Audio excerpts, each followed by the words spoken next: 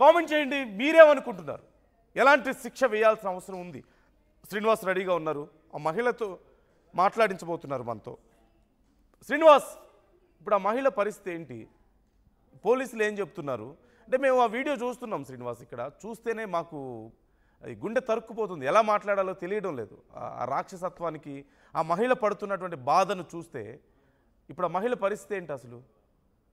ఇప్పుడు అతను ఎక్కడున్నాడు? ఆ బాలాజీ అనే వ్యక్తి ఎక్కడున్నట్లుగా తెలుస్తుంది? నందు, జరిగిన సంఘటన ప్రకాశం జిల్లాలోని తర్లుపాడు మండలం కలజువలపాడు గ్రామంలో అయితే చోటు చేసుకుంది. ఎస్సీ కాలనీలో చోటు చేసుకుంది. ఈ సంఘటన చూడటానికి కాదు, వినటానికి కానీ, అసలు మాట్లాడటానికి కానీ చాలా బాధాకరమైన విషయం. ఎందుకంటే ప్రేమించి పెళ్లి చేసుకున్నటువంటి ఒక వివాహితను అంత కర్కశంగా, అంత కఠినంగా ఆ విధంగా శిక్షిస్తుంటే కనీసం అండమాన్ జైల్లో కూడా ఈ విధంగా శిక్షించి ఉండరేమో అని చెప్పేసి కొంతమంది అయితే చెప్పుకున్న పరిస్థితి. ఎందుకంటే ఆ విధంగా 2 చేతులు కట్టేసి త్రిబుల్ రేంజ్లో జూనియర్ ఎన్టీఆర్ని కొడుతున్నట్టు అంత ఆనందిస్తూ ఉన్నాడు భర్త. ఇది ఒకరోజు కాదు, గతంలో అనేక సార్లు జరిగిందని చెప్పేసి కూడా ప్రాథమికంగా తెలిసిన సమాచారంలో అయితే కనిపిస్తుంది ఇది నందు. ఎందుకంటే ఎవరైతే గురునాథం బాలాజీ భర్త ఎవరున్నారో, అదేవిధంగా ఈమె భాగ్యలక్ష్మి గత 8 సంవత్సరాల క్రితం వివాహం చేసుకున్నారు. వీరికి ఒక 3 ఆడపిల్లలు, ఒక బాబు కూడా ఉన్న నేపథ్యంలో అతను మద్యానికి పూర్తిగా బానిసయ్యాడు. దానికి తోడు కుటుంబ సభ్యుల భయమన్నా ఉందంటే అది కూడా లేని పరిస్థితి. ఇతను ఏ పని చేసినా సరే వారి కుటుంబ సభ్యులు, ఇప్పుడు ఎవరైతే మనకి విజువల్స్లో కనిపిస్తూ అతను పిలిస్తే రాలేదు, అతను నేను రావాలా అని చెప్పేసి భార్య అంటున్నట్టు చెప్తుందో, ఆమె ఎవరైతే గురునాథం బాలాజీ ఉన్నాడో ఆమె తల్లి, అదేవిధంగా వాళ్ళ కుటుంబ సభ్యులు కూడా ఈ దండించే క్రమంలో కూడా వారికి సపోర్ట్ చేసినట్టు కూడా తెలుస్తుంది. ఎందుకంటే ఆమె బేకరీలో స్థానికంగా పనిచేస్తుంటుంది.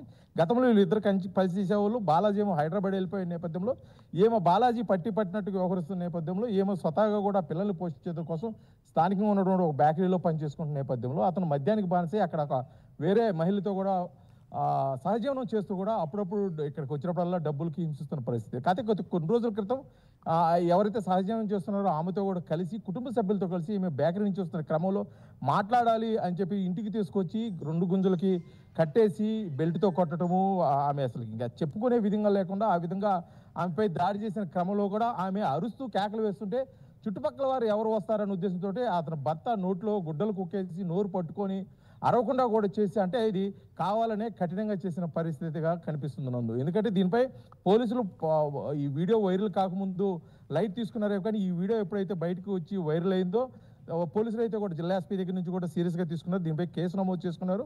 ఆమెకి ఏదన్నా ప్రాణహానికి తలపెడతారనే ఉద్దేశంతో కూడా ఆమెను తీసుకొచ్చి సీక్రెట్గా, అంటే కనీసం మీడియా వాళ్ళకి కానీ ఎవరు పబ్లిక్ కానీ ఆమె ఎక్కడుందో కూడా తెలియకుండా సీక్రెట్గా ఒక హాస్పిటల్లో పెట్టి ట్రీట్మెంట్ అందించిన పరిస్థితి. ఆమె పరిస్థితి అయితే ప్రస్తుతానికి కోలుకుంటున్నట్టుగా కనిపిస్తుంది. కాకపోతే భర్త, వారి కుటుంబ సభ్యులు కొంతమంది ఎవరైతే ఈ నేరంలో నిందితులుగా ఉన్నారో వారంతా కూడా పరారీలో ఉంది.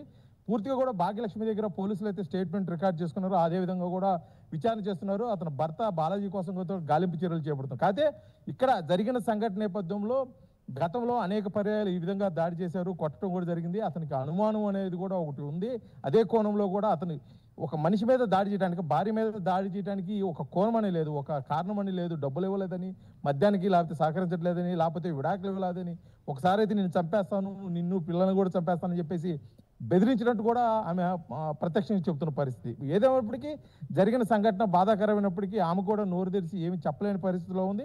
కాకపోతే జరిగిన సంఘటన బట్టికి స్థానికంగా ఉన్నట్టు పోలీసులు, తర్లుపాడు పోలీసులు, మార్కాపురం డిఎస్పీ నాగరాజు ఆధ్వర్యంలో అయితే కూడా ఈ కేసుని చాలా సీరియస్ తీసుకున్నారు. అతను ఎక్కడ దాముకున్నా సరే అతను తీసుకొచ్చి కఠినంగా చట్టపరమైన చర్యలు అయితే తీసుకుంటామని కూడా చెప్తున్నారు. ఎందుకంటే జరిగిన వీడియో రాష్ట్ర వ్యాప్తంగా కూడా దేశవ్యాప్తంగా కూడా వైరల్ అవుతున్న ఈ నేపథ్యంలో కూడా ప్రకాశం జిల్లా ఎస్పీ కొత్తగా వచ్చారు. అతనైతే కూడా చాలా సీరియస్గా తీసుకున్నారు. దీనిపై ఎట్టి పరిస్థితుల్లో కూడా ఎటువంటి రాజీ కూడా ప్రసక్తి లేదని చెప్పేసి. కాకపోతే పరారిలో ఉన్న బాలాజీ వారి కుటుంబ సభ్యులు అయితే కొంత రాజీ యాత్రానికి అయితే ప్రయత్నం చేస్తున్నట్టు తెలుస్తుంది. ఎందుకంటే ఆమె భాగ్యలక్ష్మి సీక్రెట్గా పోలీసులు ఒక హాస్పిటల్లో పెట్టి ట్రీట్మెంట్ అందిస్తున్న నేపథ్యంలో కూడా ఆమెతోటి కొంత రాజీ వ్యవహారం చేసి కూడా ఈ సమస్యని పూర్తిగా పరిష్కరించే దిశగా కూడా వాళ్ళు చేస్తున్నట్టుంది. కాకపోతే ఏమైతే నాకు నా భర్త నుంచి హాని ఉంది, వారి కుటుంబ సభ్యుల నుంచి నాకు హాని ఉంది కాబట్టి నాకు వీళ్ళంత న్యాయం చేయాలని చెప్పేసి కూడా భాగ్యలక్ష్మి అయితే పోలీసులు కోరుకుంటూ పరిస్థితి. అదే కోణంలో పోలీసులు కూడా కేసు నమోదు చేసుకుని విచారణ చేస్తున్నారు. మొత్తానికి 3 టీములుగా ఏర్పడి ఆ బాలాజీ ఎక్కడున్నాడా, ఎక్కడ దాముకున్నాడు అనేది ఫోన్ సిగ్నల్ ఆధారంగా ట్రై చేస్తున్నారు. ఈ దాడి జరిగిన సంఘటన సోమవారం సాయంత్రం పూట జరిగిన ఈ దాడి తర్వాత కూడా అతను హైదరాబాద్ పారిపోయాడు చూస్తున్న పరిస్థితి కనిపిస్తుంది. శ్రీనివాస్, ఇప్పుడు ఆ ఘటన జరుగుతున్నప్పుడు ఖచ్చితంగా పక్కన వేరే వాళ్ళు ఉన్నట్లుగా కనపడుతుంది.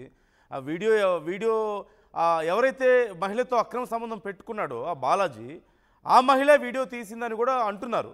నిజమేనా? అలాగే ఆ పక్కన ఎవరెవరు ఉన్నారు? ఎవరెవరు ఈ దారుణం చేసిన వాళ్ళు ఎవరెవరు అసలు అక్కడ అతనితో కలిసి? దారుణం జరిగేటప్పుడు పక్కన భాగ్యలక్ష్మి చెప్తున్న ప్రకారము ఆ పక్కనే ఆ భర్తతో పాటు భర్తతో సహజీవనం చేస్తున్న ఆమె కూడా, అదేవిధంగా భర్త యొక్క తల్లి అదేవిధంగా సిస్టర్ కూడా అక్కడే ఉన్నారు.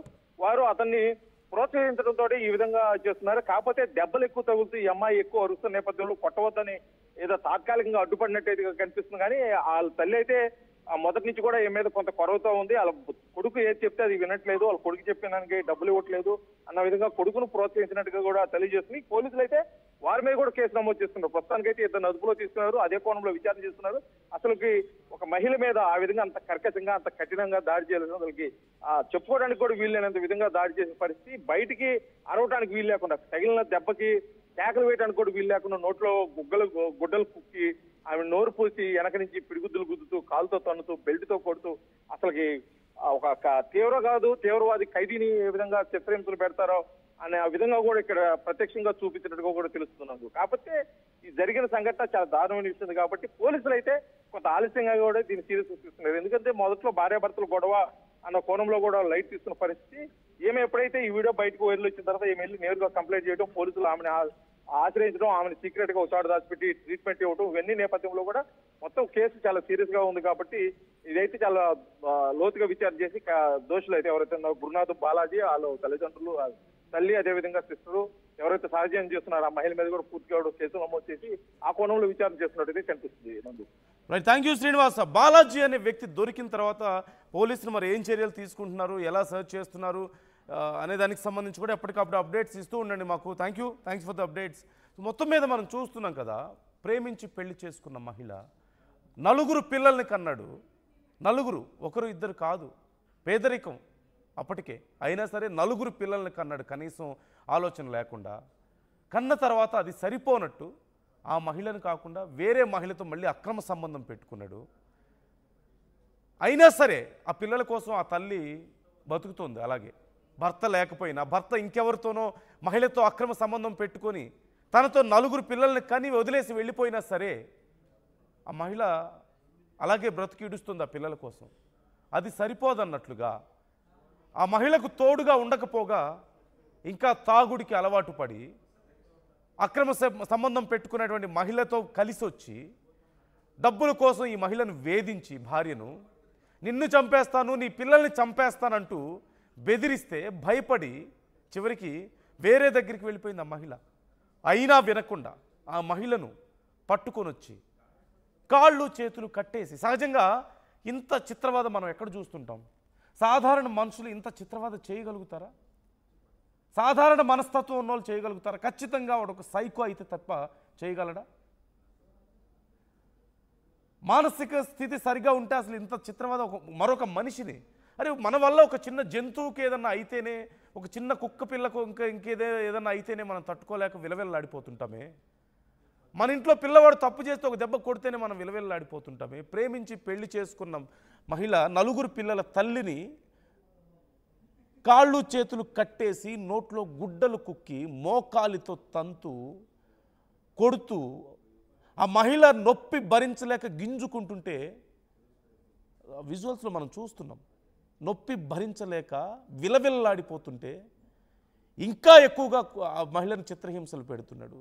ఇదంతా ఎవరితో అయితే అక్రమ సంబంధం పెట్టుకున్నాడో ఆ మహిళ పక్కన ఉండగా, ఆ మహిళ వీడియో తీస్తుండగా, వాళ్ళిద్దరు ఖచ్చితంగా సైకోలు, అందులో డౌటే లేదు. ఇదంతా ఒక ఎత్తు అయితే కనీసం ఆ పక్కనున్న వాళ్ళు కానీ దగ్గరలో ఉన్న వేరే వాళ్ళు ఎవ్వరూ కూడా దీన్ని ఆపే ప్రయత్నం చేయలే. భార్యాభర్తల గొడవల్లో తొందరపడి ఎవరు తలదూర్చరు. కానీ ఇది భార్యాభర్తల గొడవ కాదు. ఒక మహిళని, ఒక 4 పిల్లల తల్లిని ఒక రాక్షసుడు, ఒక సైకో టార్చర్ చేస్తుంటే, చిత్రహింసలు పెడుతూ ఆనందం పొందుతుంటే అతను కనీసం అరే ఒక మనిషిని అంత దారుణంగా చిత్రహింసలు పెడుతున్నాడని ఆపే ప్రయత్నం కానీ అడిగే ప్రయత్నం కానీ ఎవరు చేయలేకపోయారు. అంత ధైర్యం చేయలేకపోయారు. మనుషులు బతుకున్నారంతే, మానవత్వం ఎప్పుడో చచ్చిపోయింది. ఇది కాదా నిదర్శనం దానికి?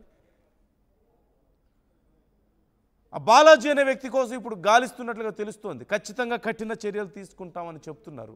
సహజంగా ఇలాంటి చిత్రవదలు ఎక్కడ చూస్తుంటాం? మన భారతదేశంలో కూడా కనీసం చివరికి ఏ టెర్రరిస్ట్లో దొరికినా కానీ ఇంత చిత్రవద చేయరే. పెద్ద పెద్ద దొంగలు, టెర్రరిస్టులు, మర్డరర్స్ కూడా తీసుకువెళ్ళి జైల్లో కూర్చోబెట్టి మంచి భోజనం పెట్టి వాళ్ళకి ఆరోగ్యం సరిగా చూసుకొని అన్ని ఫెసిలిటీస్ కల్పించి మళ్ళీ అక్కడ పనిచేసి డబ్బులు సంపాదిస్తే వాళ్ళకే ఇచ్చి జాగ్రత్తగా పంపిస్తున్నారు కదా. ఇక్కడ చూసుకోరు. ఎక్కడో మనం అప్పుడప్పుడు వింటుంటాం, ఏ పాకిస్తాన్ లాంటి దేశాల్లోనో రాక్షసులు ఉండే దేశాలు అవన్నీ కూడా ఉగ్రవాదుల దేశాలు కదా. అలాంటి చోట్ల మన భారత సైనికులు దొరికితే, వాళ్ళకి యుద్ధంలో దొరికితే వాళ్ళని చిత్రహింసలు ఎలా పెడతారు? కాళ్ళు చేతులు కట్టేసి, చర్మం ఒలిచి, సూదులు గుచ్చి, గోళ్ళు పీకి రకరకాలుగా చిత్రహింసలు పెడుతుంటారు కదా. ఇది అంతకంటే ఏమాత్రం తక్కువ ఉంది? మీరేమంటారు?